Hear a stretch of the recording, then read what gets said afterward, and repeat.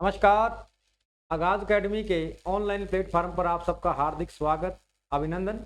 मैं राजकुमार स्वामी आप सबका हार्दिक अभिनंदन करता हूं और सर्वप्रथम आपको दीपावली की हार्दिक शुभकामनाएं देता हूं। विद्वान साथियों, राजस्थान सरकार के द्वारा आरपीएससी द्वारा प्रथम श्रेणी व्याख्याता परीक्षा का नोटिफिकेशन जारी हो चुका है और इसका पाठ्यक्रम के बारे में अपने अध्ययन करेंगे और मैं आपको पढ़ाने वाला हूँ संस्कृत विषय और बात करेंगे द्वितीय प्रश्न पत्र संस्कृत के ऊपर कि हमने कौन कौन सा पाठ्यक्रम को पढ़ना है जिससे हम प्रथम श्रेणी व्याख्याता परीक्षा में सफल हो सकें। तो आइएगा बात करते हैं पाठ्यक्रम के ऊपर। सबसे पहले ध्यान दीजिएगा विद्वान साथियों, आरपीएससी के द्वारा यह परीक्षा आयोजित की जाएगी। प्रथम श्रेणी व्याख्याता परीक्षा 2024 का नोटिफिकेशन आ चुका है और संस्कृत विषय के पद भी उसके अंदर जारी हो चुके हैं। तो पाठ्यक्रम में हमने क्या पढ़ना है, द्वितीय प्रश्न पत्र के अंदर हमने क्या कुछ पढ़ना है उस पर अपने करेंगे चर्चा। सबसे पहले बात करते हैं, इसको 3 भागों में हमारे पाठ्यक्रम को बांटा हुआ है। पाठ संख्या 1 में क्या पढ़ेंगे, जो आपका उच्च माध्यमिक स्तर के लेवल का जो पाठ्यक्रम आएगा 80 नंबर का, यानी 12वीं कक्षा के लेवल के स्तर का 80 नंबर का जो आपका पाठ्यक्रम आने वाला है उस पर अपने चर्चा करने वाले हैं।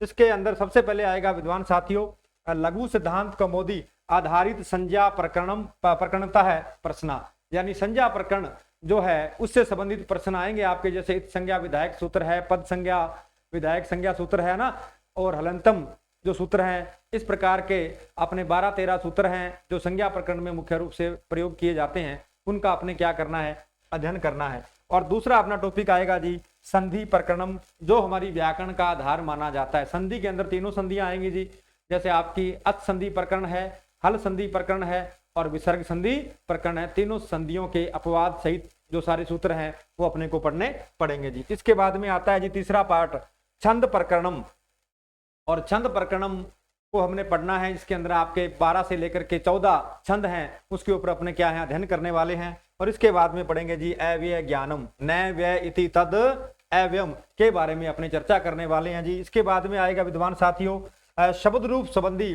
प्रश्न पूछे जाएंगे, जिसके अंदर सखी का जो शब्द रूप है वो अपने से अब काट दिया गया है। हमारे पाठ्यक्रम से 2018 में दिया था, उसके बाद में इसका परिशोधन किया गया तो उसमें से सखी जो शब्द रूप था उसको काट दिया है, बाकी आपके लगभग सारे ही हैं जी।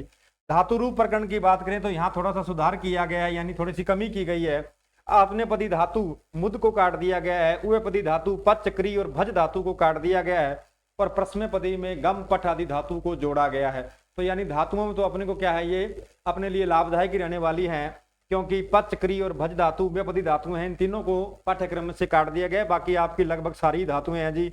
और प्रश्नपदी में गम पठ आदि धातु को जोड़ा गया है जी, ध्यान दीजिएगा जी।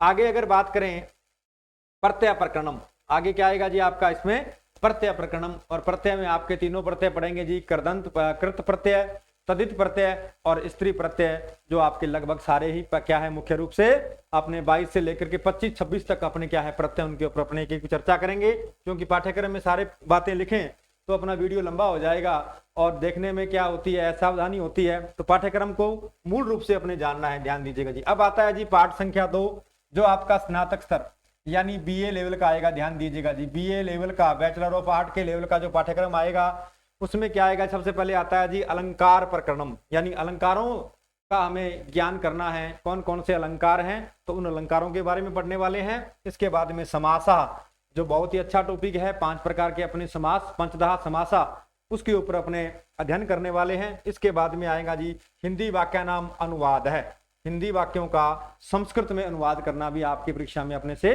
पूछा जाएगा जी। इसके पश्चात क्या है जी नंबर 4 अशुद्धि संशोधनम से संबंधित भी आपके प्रश्न आएंगे, जिसमें जी कारक संबंधी अशुद्धि, प्रत्यय संबंधी अशुद्धि और समास संबंधी अशुद्धि से रिलेटिव प्रश्न अपने से पूछे जाएंगे जी। इसके बाद में कहता है जी निम्नलिखित पुस्तका नाम असामान्य अध्ययनम, जैसे नीति शतक जो भर्तरी और गीता का द्वितीय अध्याय, ये अपने को क्या है, इसमें और भी हैं अपने 2-3 किताबें, उनका अपना सामान्य अध्ययन करना है जी। और फिर आएगा जी छठा, कहता है निम्नलिखित सुक्ता नाम सामान्य परिचय, कुछ सुक्त दिए गए हैं अपने जी, जैसे वरुण सूक्त है, पुरुष सूक्त है, अग्नि सूक्त है और विष्णु सूक्त है। ये 4 सूक्त तो अपने दिए गए थे जी, परंतु एक इस बार संज्ञान सूक्तम अपने 2018 के बाद में जोड़ दिया गया है जी, ये अपने को एक बढ़ोतरी मिली है यहाँ पर।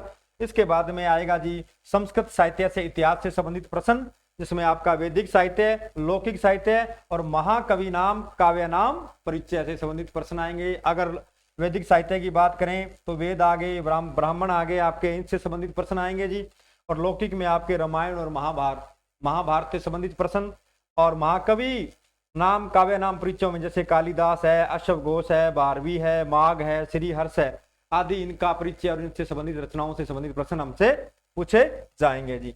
और आगे बात करते हैं जी, आगे आता है जी खंड काव्य। तो खंड काव्य में क्या क्या प्रश्न पूछे जाएंगे हमसे। खंड काव्य में गीति काव्य है जी, और गीति काव्य में कालिदास का जो ऋतुस्वार है वो काट दिया गया है जी, क्योंकि कालिदास तो अपने पहले भी आ गया था, परंतु यहाँ एक कटौती की गई है कि खंड काव्य में ऋतुस्वार को काट दिया गया जी। और नाट्य साहित्य में अगर बात करें तो महाकवि नाम, नाटका नाम, परिचय, यानी महाकवियों के द्वारा लिखे गए नाटकों का सामान्य परिचय हमें देना है जी। इसमें भास का, भवभूति का और शूद्रक का है, और प्लस विशाखा दत्त को जोड़ दिया गया है, ध्यान दीजिएगा जी, प्लस विशाखा दत्त को जोड़ दिया गया है जी।